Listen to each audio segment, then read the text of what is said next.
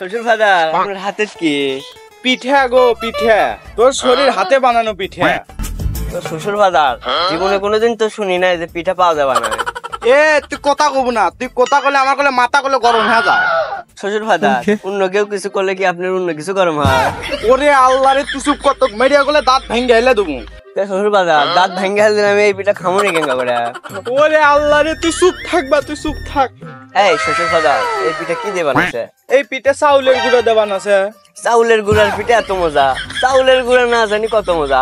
দেখছু শালা তোরে জামাই, তোর কি কোনোদিন বুদ্ধি শুদ্ধি হবে না? তো বুদ্ধি হবে কেঙ্গা করে? আমার বাড়ি তো কোনোদিন চোর ওঠেনি।